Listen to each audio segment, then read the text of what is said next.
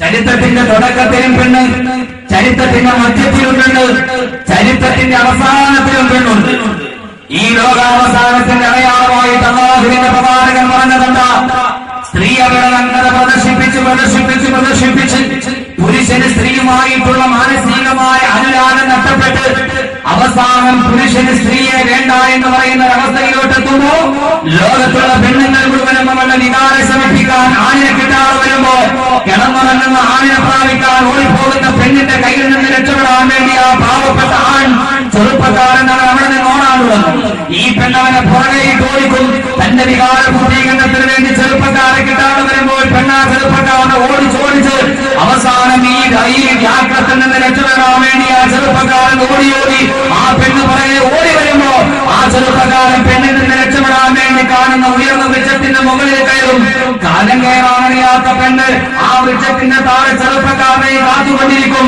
അവസാനം ആരംഭ പൂവായ നിമിടങ്ങൾ പറഞ്ഞു 100 വർഷം കഴിഞ്ഞിട്ടാണ് ആ ചെറുപ്പക്കാരൻ വൃക്ഷത്തിന്റെ മുകളിൽ നിന്ന് താഴെ ഇറങ്ങുന്നതെങ്കിൽ അവൻ താഴെ ഇറങ്ങുന്നത് വരെ ഈ പെൺകുട്ടി അവനെയും കാത്തുകൊണ്ട് ആ ചെറുപ്പക്കാരനെയും കാത്തുകൊണ്ട് വൃക്ഷത്തിന്റെ ചുവട്ടിൽ കാത്തു നിൽക്കുന്ന കാലം വരുമെന്ന് പ്രവാചകൻ നബി മുഹമ്മദ് മുസ്തഫ. അന്നാണ് ലോകാവസാനം ഉണ്ടാവുക. പ്രവാചകൻ ലോകാവസാനത്തിന്റെ അടയാളം പറഞ്ഞതാണ്. പെണ്ണിനെ അവളുടെ നഗ്നത പ്രദർശിപ്പിച്ച് അവസാനം പുരുഷൻ കണ്ടവന് പിന്നെ പെണ്ണിനെ വേണ്ടെന്നാവും. പെണ്ണിനെ കാണുമ്പോൾ ഒരു ചെറിയൊരു ആകർഷണമുണ്ട്. അത് അള്ളാഹ് വെച്ചിരിക്കുന്ന ഈ ആകർഷണം മാറും. അള്ളാഹുവിന്റെ പ്രവാചകൻ പറഞ്ഞു ഈ ബന്ധം നഷ്ടപ്പെട്ടു. പുരുഷന് സ്ത്രീയെ വേണ്ടാതാവും. ആരും ഭയപ്പെടേണ്ട. പ്രവാചകന്റെ അധ്യാപനമാണിത്. ആശങ്ക വേണ്ട. അവസാനം ആണിന് പെണ്ണിനെ വേണ്ടാതാവും. ആണിന് പെണ്ണിനെ വേണ്ടാതാകും. ഇന്ന് ഫ്രിഡ്ജ് മേടിച്ചു കഴിഞ്ഞാൽ മിക്സി മേടിക്കുന്ന ഞാൻ വീട്ടിൽ പോകും. പണ്ടാരടങ്ങാൻ മേടിച്ചു തന്ന കഴിഞ്ഞിരിക്കും. അവസാനം നിന്റെ ഒരു കുടുംബവും ഭരിക്കൂല. ആണിന് പെണ്ണിനെ വേണ്ടതാവും. ആവൂലേ? ആകും കാരണം ലോകത്ത് 90% മുസ്ലിമീങ്ങളെ വികസിക്കുന്ന ഇന്തോനേഷ്യ നോക്ക്.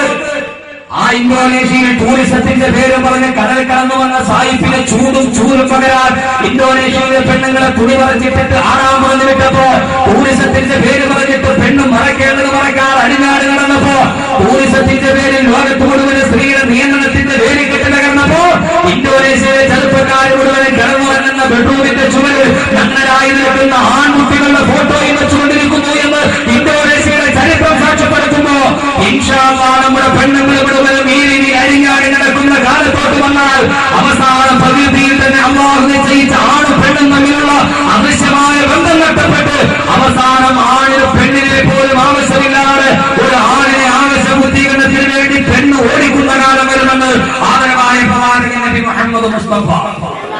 ഈ സുന്ദരിയായ പെണ്ണ് ഓടിച്ചോടിച്ചുള്ള അതിക്രമങ്ങളും മാനഭംഗവും ഒക്കെ നിരവധി തവണ എഫ്ഐആറിൽ വാർത്തയായിട്ടുണ്ട്.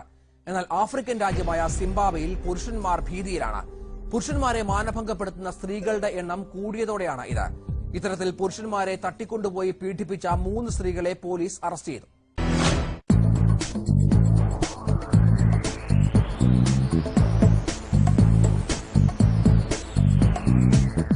സിംബാബ്വേയിൽ പുരുഷന്മാർ ഭീതിയിലാണ്. ഒറ്റയ്ക്ക് പുറത്തിറങ്ങി നടക്കാനാവില്ല. പൊതുസ്ഥലങ്ങളിൽ പോകാനാവില്ല. പ്രശ്നക്കാർ സ്ത്രീകളാണ്. ക്രിമിനൽ സ്വഭാവമുള്ള വനിതകൾ. ഇവർ ചില്ലറക്കാരൊന്നുമല്ല. ഒറ്റയ്ക്ക് നിൽക്കുന്ന പുരുഷന്മാരെ തട്ടിക്കൊണ്ടുപോയി ബലാത്സംഗം ചെയ്തു കളയും.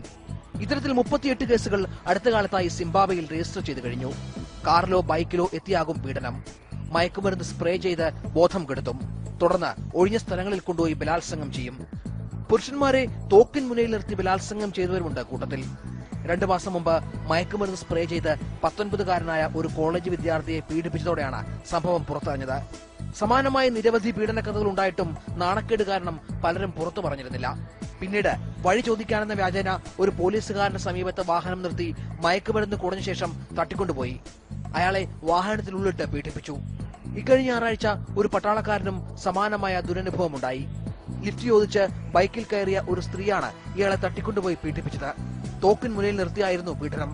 ഇത്തരത്തിൽ 13-കാരൻ മുതൽ 68-കാരൻ വരെ പരാതിയുമായി രംഗത്ത് വന്നു കഴിഞ്ഞു. സംഭവങ്ങൾ ആവർത്തിച്ചതോടെയാണ് പോലീസ് ശക്തമായ നടപടികൾ ആരംഭിച്ചത്. അറസ്റ്റിലായത് സഹോദരിമാർ ബോഷ, നെസ്ത, ഒപ്പം സുഹൃത്ത് റോസ്മേരിയും. മൂവരും 23 മുതൽ 26 വയസ്സ് വരെ പ്രായമുള്ളവർ. പരാതി നൽകിയ പുരുഷന്മാർ ഇവരെ തിരിച്ചറിഞ്ഞു കഴിഞ്ഞു. കൂടുതൽ അന്വേഷണവുമായി പോലീസും മുന്നോട്ട് പോവുകയാണ്. അറസ്റ്റിലായ പ്രതികളുടെ വിചാരണ നടപടികൾ അടുത്ത ആഴ്ച ആരംഭിക്കും.